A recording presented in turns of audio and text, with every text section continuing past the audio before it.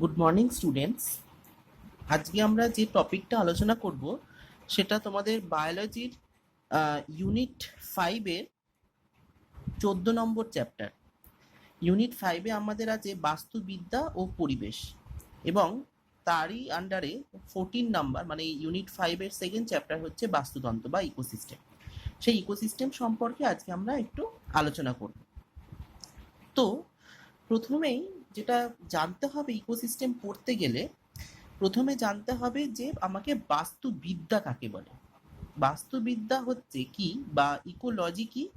Ecology হচ্ছে বিজ্ঞানের যে শাখায় জীব ও তার পারিপার্শ্বিক পরিবেশের অন্তঃসম্পর্ক সম্পর্কে আলোচনা হয়, তাকেই বলবো বাস্তুবিদ্যা বা ইকোলজি। এর মানে হচ্ছে দ্য ব্রাঞ্চ অফ সায়েন্স, মানে বিজ্ঞানের যে শাখায় জীব মানে অর্গানিজম এবং সেই অর্গানিজমটা যে পরিবেশের মধ্যে থাকছে তাদের মধ্যে যে সম্পর্ক বা একটা আন্তঃসম্পর্ক, কার সাথে না পরিবেশের সাথে জীবের যে আন্তঃসম্পর্ক সৃষ্টি হয়, সেটাকেই আমরা বলবো বাস্তুবিদ্যা। সেটাকে বলবো বাস্তুবিদ্যা বা ইকোলজি। এবার বাস্তুবিদ্যার মধ্যে আমাকে পড়তে হবে বাস্তুতন্ত্র।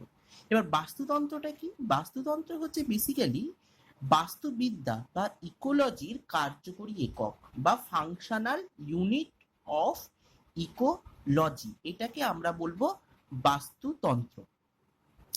এবার একটু বেসিক জিনিস জানার দরকার আছে, যেমন ইকোলজি শব্দের প্রবর্তক কে? না ইকোলজি শব্দের প্রবর্তক হলেন হেকেল, আর্নেস্ট হেকেল। কত সালে? না 1867 সালে। নেক্সট, ইকোসিস্টেম শব্দটির প্রবর্তন হচ্ছে কে? না এজি টেন্সলি, 1995 খ্রিস্টাব্দে উনি এই শব্দটি প্রথম প্রবর্তন করেন। এবার আমাদের জানতে হবে ইকোসিস্টেম। আমরা এতক্ষণ তাহলে আমরা পড়েছি ইকোলজি, যেটা সম্পর্কে আমি বললাম যে জীব এবং যে পরিবেশে জীবটা আছে তার সঙ্গে জীব এবং তার পরিবেশের সাথে যে আন্তঃসম্পর্ক বা interrelationship in between organism and their environment, তাকে আমরা বলছিলাম এতক্ষণ ইকোলজি। এবার ইকোসিস্টেমটা কি? ইকোসিস্টেমটা হচ্ছে বাস্তুতন্ত্র অ্যাকর্ডিং টু ওডাম। ওডাম যা বলেছে সেই অনুযায়ী আমি বলছি।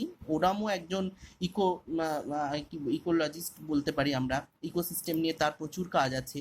তো ওডাম কি বলেছে? না ওডাম বলেছে যে বাস্তুতন্ত্র বা ইকোসিস্টেম হলো বাস্তুবিদ্যার একটি প্রাথমিক একক, যা জীব ও জড় উভয় পরিবেশ নিয়ে গঠিত এবং একে অপরের উপর নির্ভরশীল। সাপোজ আমি একটু যদি এক্সপ্লেন করি, তাহলে ইকোসিস্টেম কি হবে? না আমরা যেখানে থাকছি, ধরো আমরা বাড়িতে থাকছি বা আমরা কোনো একটা পরিবেশের মধ্যে থাকছি, সেই পরিবেশের মধ্যে আমাদের সাথে আরো যে সমস্ত জড় পদার্থগুলো আছে সেইগুলো নিয়েই আমাদের ইকোসিস্টেম। মানে সেই সমস্ত জড় পদার্থ ছাড়া কিন্তু আমরা কখনোই বাঁচতে পারবো না। জড় পদার্থ বলতে যেমন ধরো আলো, বাতাস, বিভিন্ন গাছ, জড় পদার্থ তো গাছপালাকে বলতে পারবো না, এই আমাদের পরিবেশে যে সমস্ত গাছপালাগুলো আছে সেই সমস্ত নিয়ে, এবং আমরা ইনক্লুডিং আস, মানে আমরা এবং আমাদের পরিবেশে যা সমস্ত আছে সব কিছুর মধ্যে যে ইন্টারাকশন, সেই জিনিসটাকেই আমরা এখানে বলবো যে ইকো সিস্টেম, তাকেই আমরা বলবো বাস্তুতন্ত্র। আমরা যে পরিবেশে আছি এবং তার পারিপার্শ্বিক যারা আছে আমাদের পরিবেশ, তাদের যে ইন্টারাকশন, সেটাকেই আমরা বলবো ইকোসিস্টেম। এবার ইকোসিস্টেমের একটা সুনির্দিষ্ট সংজ্ঞা আমাদের বইতে দেওয়া আছে, সেই সংজ্ঞাটা একটু আমরা দেখে নেব কি বলেছে। না সেই সংজ্ঞাটা হচ্ছে যে কোনো একটি নির্দিষ্ট স্থানে জীবজাত উপাদানগুলি যখন পরিবেশের জড় উপাদানের সঙ্গে পারস্পরিক আন্তঃক্রিয়া করে, যার ফলে জীবগোষ্ঠীর মধ্যে শক্তি প্রবাহ ঘটে এবং পদার্থগুলি চক্রাকারে পরিবর্তিত হয়, জীব ও জড় উপাদানের মধ্যে যে বিশেষ তন্ত্র গঠন করে, তাকেই বাস্তুতন্ত্র বা ইকোসিস্টেম বলে। কি ব্যাপারটা? না প্রথমেই আমি বলেছি যে ইকোসিস্টেম মানে হচ্ছে জড় উপাদানের সাথে আমাদের কি জীবজ উপাদানের একটা অন্তঃক্রিয়া। এর ফলে কি হয়? শক্তির প্রবাহ ঘটে। শক্তির প্রবাহ মানে হচ্ছে যে শক্তি এক স্তর থেকে আর এক স্তরে ট্রান্সফার হবে। কিভাবে ট্রান্সফার হবে? না আমরা জানি আমাদের পৃথিবীতে সমস্ত শক্তির উৎস কি? না সমস্ত শক্তির উৎস হচ্ছে সূর্য। এবার সূর্যের সূর্য থেকে তো আমরা ডিরেক্ট শক্তিটা বা এনার্জিটা নিতে পারি না, তো সান থেকে ডিরেক্ট মানে শক্তিটা নিতে পারে একমাত্র ক্লোরোফিল যুক্ত উদ্ভিদরা, মানে যারা স্বভোজী, they make their own food. তো তারা কি করবে, তারা প্রথমেই সৌরশক্তিটাকে নিজেরা ক্যাপচার করবে বা নিজেরা নেবে। সেই স্বভোজী উদ্ভিদ থেকে শক্তিটা পরপর কি হবে না, স্বভোজীকে যারা ডিরেক্টলি কনজিউম করছে, দ্যাট ইজ দ্য হার্বিভোরস, তারা প্রথমে ডিরেক্ট সৌরশক্তিটা তারা প্রথমে স্বভোজীতে আবদ্ধ হবে, স্বভোজী থেকে যারা ডিরেক্ট কনজিউম করছে তাদেরকে, তাদের মধ্যে প্রবাহিত হয় ডিরেক্ট করছে কারা, যারা সরাসরি স্বভোজীদের খাদ্য হিসাবে গ্রহণ করছে। এবং স্বভোজীদের আমরা প্রোডাক্টিভিটি, মানে তারা যে প্রোডাক্ট করছে বা প্রডিউস করছে তাদেরকে আমরা প্রডিউসারও বলতে পারি। তারা সালোক সংশ্লেষের মাধ্যমে কি করে না, তারা সালোক সংশ্লেষের মাধ্যমে খাবার তৈরি করে। সেই খাবারটা বা সেই যে খাবারটা তৈরি করছে সেটা উদ্ভিদের বিভিন্ন জায়গায় স্টোরেজ হয়। তো তারপরে সেই খাবারটা কি করছে, ডাইরেক্ট প্রাইমারি কনজিউমার, তারপর সেকেন্ডারি কনজিউমার, তারপর টার্সিয়ারি কনজিউমার, এইভাবে পরপর পরপর কি হচ্ছে, খাবারটা স্থানান্তরিত হচ্ছে। সেইভাবে শক্তিটাও কি হচ্ছে না, প্রথমে সবুজ উদ্ভিদের মধ্যে স্থায়ী আবদ্ধকরণ হচ্ছে সৌরশক্তি, তারপরে আস্তে আস্তে বিভিন্ন ধাপে ধাপে বিভিন্ন কনজিউমার মানে খাদকের মধ্যে দিয়ে একটা শ্রেণী থেকে আর একটা শ্রেণীতে যাচ্ছে। আর কি হচ্ছে, এইভাবে তাহলে শক্তি প্রবাহ হচ্ছে এবং পদার্থগুলি চক্রাকারে আবর্তিত হয়। পদার্থ মানে কি, পদার্থ মানে হচ্ছে বিভিন্ন অজৈব পদার্থ, যেমন কার্বন বলো, হাইড্রোজেন বলো, নাইট্রোজেন বলো, সালফার বলো, এই সমস্ত পদার্থগুলো যেগুলো হচ্ছে কি যে অজৈব পদার্থ, কিন্তু যা দেহ গঠনে অত্যন্ত গুরুত্বপূর্ণ, সেগুলো কি হচ্ছে না, তারা যখন কনজিউমাররা যখন মারা যাচ্ছে সেটা আবার মাটিতে ফিরে যাচ্ছে। এইভাবে সাইক্লিক প্রসেসে সেই পদার্থগুলোর কি হচ্ছে, সাইক্লিক প্রসেসে এই পদার্থগুলোর পুনরাবৃত্তি মানে চক্রাকারে তার পরিবর্তন হচ্ছে।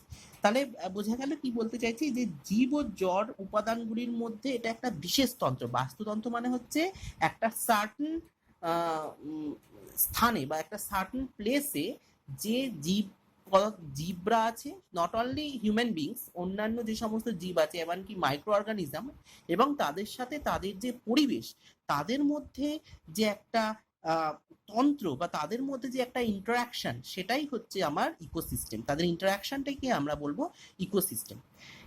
এবার নেক্সট হচ্ছে যে আমরা এই যে বাস্তুতন্ত্র বলছি বা ইকোসিস্টেম বলছি, তার কিছু কিছু ক্যারেক্টার আছে। কি কি সেই ক্যারেক্টার, ইকোসিস্টেমের ক্যারেক্টার, সেগুলো একটু দেখবো। যে বাস্তুতন্ত্রের ক্যারেক্টার মানে হচ্ছে, প্রথমেই বলি যে 1 নম্বর হচ্ছে বাস্তুতন্ত্র জীব, জড় এবং ভৌত উপাদানের সমন্বয়ে গঠিত একটি একক পরিবেশ। ভৌত উপাদানের যেমন আমি ধরে নিই, আমরা কোনো বনভূমিতে যদি যাই, তাহলে সেই বনভূমিটা হচ্ছে একটা বাস্তুতন্ত্র। সেই বনভূমির মধ্যে যে সমস্ত জীব উপাদান, জড় উপাদান এবং ভৌত উপাদান আছে, জীব উপাদান মানে হচ্ছে সেখানকার তোমার বিভিন্ন অর্গানিজম, বিভিন্ন বন্য পশু প্রাণী তারা। হ্যাঁ, ভৌত উপাদান হচ্ছে তোমার আলো, বাতাস, এগুলো কিছু জড় উপাদানও থাকবে। সেই সমস্ত কিছু নিয়ে কি হবে, আমাদের বাস্তুতন্ত্র গঠিত হবে। নেক্সট হচ্ছে বাস্তুতন্ত্রের শক্তি প্রবাহ সর্বদা একমুখী। তার মানে কি, শক্তি প্রবাহ সর্বদা একমুখী মানে হচ্ছে শক্তি প্রবাহ সবসময় প্রোডাক্টিভিটি মানে যে প্রোডাকশন করছে, যে প্রডিউসার, সেটা থেকে ধাপে ধাপে প্রাইমারি কনজিউমার, তারপর সেকেন্ডারি কনজিউমার, তারপর টার্সিয়ারি কনজিউমার, তারপরে হচ্ছে সর্বভুক আর কি, যেটা কার্নিভোরস বা সেই অবধি যাবে।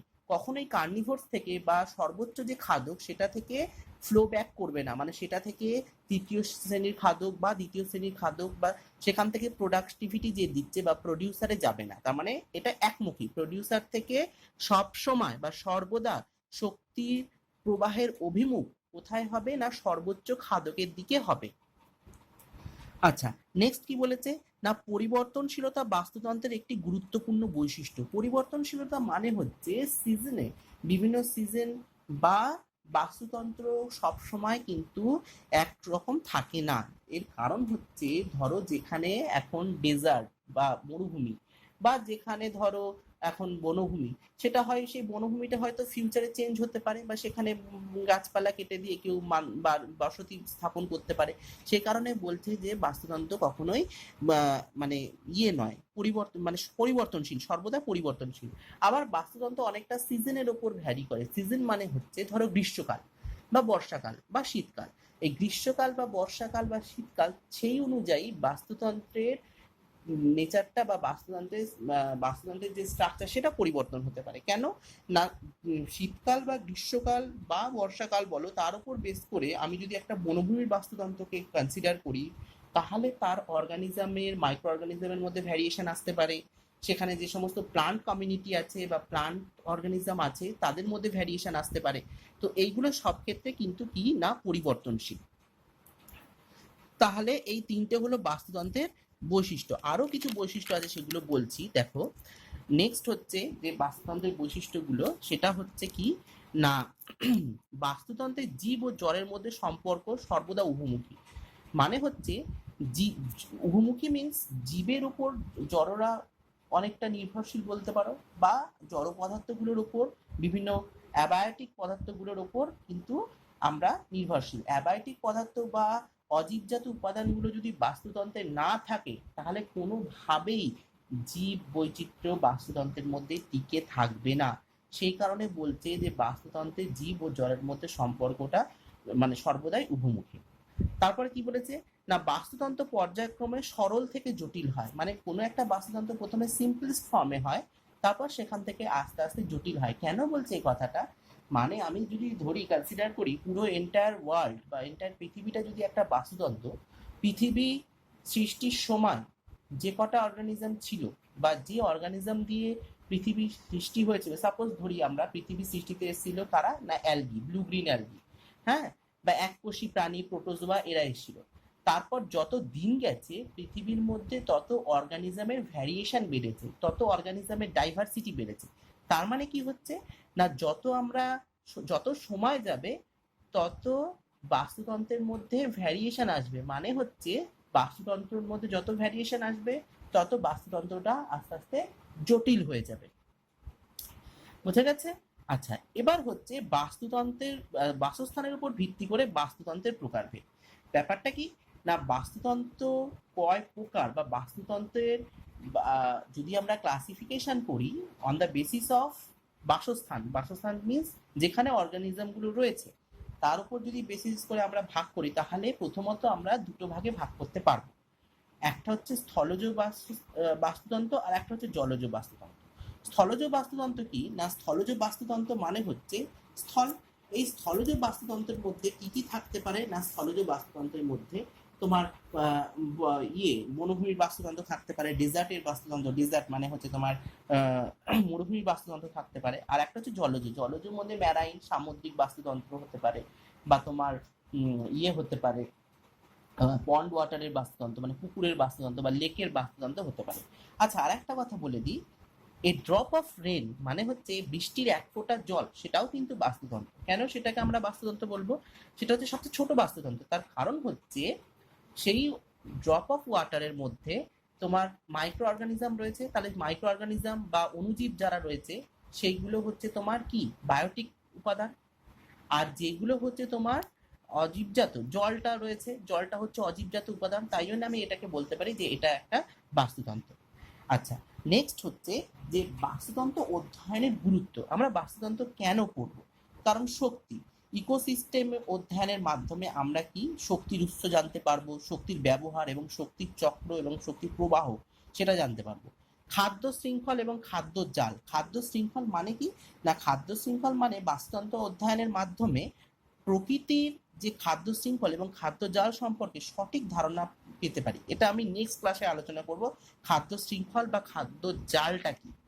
নেক্সট হচ্ছে অন্তঃসম্পর্ক মানে বিভিন্ন খাদ্য ও খাদকের মধ্যে এবং লিভিং অর্গানিজম এবং নন লিভিং যে সমস্ত অর্গানিজম, নন লিভিং যারা রয়েছে বা যারা অ্যাবায়োটিক উপাদান তাদের মধ্যে যে আন্তঃসম্পর্ক সেটা থাকবে, সেটাই হচ্ছে আন্তঃসম্পর্ক। আর রক্ষণাবেক্ষণা, আমাকে বাস্তুতন্ত্রকে কিন্তু প্রিজার্ভ করতে হবে। ধরো কোনো একটা জঙ্গল আছে, কোনো একটা বনভূমি আছে, কোনো একটা পন্ড আছে বা কোনো লেক আছে, সেগুলোকে কিন্তু আমাকে রক্ষণাবেক্ষণা করতে হবে। না হলে এগুলো ধ্বংস হয়ে গেলে পৃথিবীর ক্ষতি বা আমাদের নিজেদেরও ক্ষতি। আচ্ছা, নেক্সট হচ্ছে আমাদের কি করতে হবে, নেক্সট হচ্ছে pattern of ecosystem. Pattern of ইকোসিস্টেমের ক্ষেত্রে কি না কত ধরনের বাস্তুতন্ত্র হয়। Pattern of ecosystem, pattern of ইকোসিস্টেমের মধ্যে বলি প্রথমেই দুটো ভাগে ভাগ করা হয়। একটা হচ্ছে প্রাকৃতিক বাস্তুতন্ত্র বা ন্যাচারাল ইকোসিস্টেম, আর একটা হচ্ছে আর্টিফিশিয়াল ইকোসিস্টেম বা কৃত্রিম বাস্তুতন্ত্র। তো প্রথমে প্রাকৃতিক বাস্তুতন্ত্র সম্পর্কে একটু বলি। প্রাকৃতিক বাস্তুতন্ত্রের মধ্যে কি রয়েছে, স্থলভূমির বাস্তুতন্ত্র আর জলজ বাস্তুতন্ত্র। স্থলভূমির বাস্তুতন্ত্রের মধ্যে তোমরা পাবে বনজ মানে ফরেস্ট ইকোসিস্টেম পাবে। নেক্সট হচ্ছে গ্রাসল্যান্ড ইকোসিস্টেম, চারণভূমি বা গ্রাসল্যান্ড যেটা। আর তার 3 নম্বর হচ্ছে ডেজার্ট বা মরুভূমি ইকোসিস্টেম। জলজের মধ্যে কি পড়ছে না মিষ্টি জলের, আর একটা হচ্ছে নোনা জলের। মিষ্টি জলের মানে হচ্ছে পুকুরের পন্ড ওয়াটার হতে পারে, লেক ওয়াটার হতে পারে, এইগুলো হতে পারে। হ্যাঁ, আর নোনা জলের মধ্যে আমরা বেসিক্যালি জানবো কাকে না ম্যারাইন ইকোসিস্টেম। ম্যারাইন ইকোসিস্টেম মানে কি না সামুদ্রিক বাস্তুতন্ত্র, সমুদ্র। আর কৃত্রিম বাস্তুতন্ত্র মানে মানুষ্য সৃষ্ট, যেখানে মানুষের হস্তক্ষেপ থাকবে। যেমন আমি একটা ছোট্ট উদাহরণ দিই, আমরা যে সমস্ত বাড়িতে অ্যাকুয়ারিয়াম রাখি, অ্যাকুয়ারিয়ামে কিন্তু এটা কিন্তু মানুষ্য সৃষ্ট একটা বাস্তুতন্ত্র, তার নিজস্ব একটা বাস্তুতন্ত্র আছে, সেখানে বায়োটিক অ্যাবায়োটিক সব উপাদানই আছে। আর আরো হতে পারে যেমন শস্য ক্ষেত্র হতে পারে, ধান ক্ষেত, ভুট্টা ক্ষেত, সেগুলো মানুষ্য সৃষ্ট। তো সেখানেও কিন্তু আমরা কি করতে পারি, সেটাও একটা কৃত্রিম বাস্তুতন্ত্র হিসাবে অর আর্টিফিশিয়াল ইকোসিস্টেম হিসাবে আমরা সেটাকে কনসিডার করতে পারি। আচ্ছা, নেক্সট নেক্সট হচ্ছে এবার আমরা কি দেখব, যে নেক্সটে হচ্ছে বাস্তুতন্ত্রের উপাদান সম্পর্কে আমরা একটু দেখব।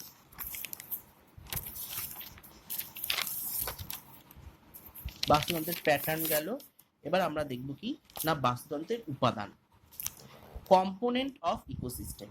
মানে একটা বাস্তুতন্ত্রে কি কি থাকার কথা, component of ecosystem, component of ecosystem. আচ্ছা,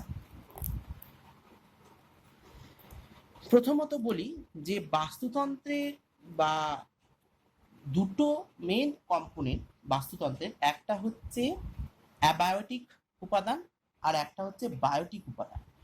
বায়োটিক মানেই, বায়োটিক কথাটার অর্থই হচ্ছে তোমার জীবজাত, আর অ্যাবায়োটিক মানে হচ্ছে অজীবজাত। এই দুটো মেন উপাদান প্রথম থেকেই বলে আসছি, যে বাস্তুতন্ত্র মানে লিভিং অ্যান্ড নন লিভিং দুটো অর্গানিজমই থাকবে। তো অজীবজাত যে উপাদান সেটাকে আবার 3টে ভাগে, আমি প্রথমে অজীবজাত সম্পর্কে বলে দিচ্ছি, তারপর জীবজাত সম্পর্কে আসবো। অজীবজাত উপাদান বা অ্যাবায়োটিক উপাদানকে আমরা কটা ভাগে ভাগ করতে পারি না 3টে ভাগে ভাগ করতে পারি। কি কি সেগুলো না, একটা হচ্ছে অজৈব পদার্থ, একটা হচ্ছে জৈব পদার্থ, আর একটা হচ্ছে জলবায়ু। প্রথমেই বলি অজৈব পদার্থ মানেই হচ্ছে আমার যেগুলো সাধারণত তোমার লিভিং টিস্যু বা সেল ফরমেশনে ডিরেক্ট কোনো তাদের হস্তক্ষেপ থাকে না। কিন্তু অজৈব পদার্থ আবার না হলে কোনো জৈব পদার্থ তৈরি হবে না। ইন কেস অফ সেলের ক্ষেত্রে বলি, তো এখানে অজৈব পদার্থ মানে হচ্ছে nitrogen, oxygen, hydrogen, sulphur, phosphorus. আমরা যখন ক্লাস 11-এ বায়োমলিকুলস পড়েছিলাম তখন আমরা জেনেছিলাম যে এই সমস্ত ইনেট বা এই সমস্ত অজৈব পদার্থ পরপর জুড়ে গিয়েই বা অজৈব পদার্থগুলোর মধ্যে কমপ্লেক্সিটি বেড়ে গিয়েই কিন্তু আমাদের কি হয়েছিল, জৈব পদার্থ হয়েছিল। তো অজৈব পদার্থগুলো কিন্তু অত্যন্ত গুরুত্বপূর্ণ for formation of organic product. আর জৈব পদার্থের মধ্যে কি আছে আমরা যেরকমটা জানি, কার্বোহাইড্রেট আছে, প্রোটিন আছে, ফ্যাট আছে, এইগুলো সবই হচ্ছে জৈব পদার্থ। এবার জলবায়ুর মধ্যে কি পাবো না, জলবায়ুর মধ্যে আমরা পাবো মাটি, বায়ু, উষ্ণতা, আর কি পাবো না জল। এইগুলো হচ্ছে একটা অর্গানিজমকে বেঁচে থাকার জন্য এই জৈব অজৈব, হ্যাঁ, অজৈব এবং জলবায়ু এই দুটোর উপরেই পুরোপুরিভাবে ডিপেন্ডেন্ট থাকতে হয়। এইগুলো হয়ে গেল আমার অজীবজাত বা অ্যাবায়োটিক উপাদান, এগুলো হয়ে গেল আমার অজীবজাত বা অ্যাবায়োটিক উপাদান। এবার বায়োটিক উপাদানের মধ্যে কি পাবো না, বায়োটিক উপাদানের মধ্যে আমরা চলে এসেছি বায়োটিক উপাদানে। বায়োটিক উপাদানের মধ্যে আমরা দুটো জিনিস পাবো। কি কি পাবো না, একটা হচ্ছে অটোট্রপ আর একটা হচ্ছে হেটেরোট্রপ বা হেটেরোট্রপিক। অটোট্রপ means the organism which can make their own food, that is the all green plants are the autotroph। সমস্ত সবুজ উদ্ভিদ যারা হচ্ছে অটোট্রপ, যাদের মধ্যে একটা ক্যাপাবিলিটি রয়েছে যে তারা কি করতে পারবে না, নিজেদের খাবারটা নিজেরা তৈরি করতে পারবে by the help of sunlight. এটা তাদের জন্য মানে দরকারি। আচ্ছা, নেক্সট হচ্ছে হেটেরোট্রপ। হেটেরোট্রপ বা পরভোজী। পরভোজীর মধ্যে কি কি আছে, পরভোজীর মধ্যে আছে মাইক্রো কনজিউমার আর ম্যাক্রো কনজিউমার। মাইক্রো মিন্স খুবই আণুবীক্ষণিক জীব, যারা যারা বাস্তুতন্ত্রে বিয়োজক হিসাবে কাজ করবে। আর ম্যাক্রো কনজিউমারের মধ্যে রয়েছে প্রাইমারি কনজিউমার মানে প্রাথমিক খাদক, তারপরে হচ্ছে তোমার গৌণ খাদক, তারপরে হচ্ছে প্রগৌণ খাদক। তো এই সমস্ত প্রাইমারি কনজিউমার, প্রাইমারি সেকেন্ডারি টারশারি কনজিউমাররা কি করবে না, তারা এই শক্তি প্রবাহে কাজ করবে। আর কি করবে না, তারাও বাস্তুতন্ত্রের খুব ইম্পর্টেন্ট পার্ট। তো এই টোটালটা আজকে যেটা আমরা ডিসকাস করলাম সেটা হচ্ছে বাস্তুবিদ্যা কি, বাস্তুতন্ত্র কি, তার বৈশিষ্ট্য, তার টাইপ কত ধরনের হয়, আর তার কম্পোনেন্ট, বাস্তুতন্ত্রের বা ইকোসিস্টেমের কম্পোনেন্ট। নেক্সট ক্লাসে আমরা আবার একটা কমপ্লিট বাস্তুতন্ত্রের খুব সুন্দরভাবে আলোচনা করব, একটা পুকুরের বা একটা বনভূমির বাস্তুতন্ত্র। তারপরে সেই ক্লাসে খাদ্যজাল, খাদ্য শৃঙ্খল এবং পরবর্তী যা যা আছে এই চ্যাপ্টারে সেই সম্পর্কে আমরা আলোচনা করব।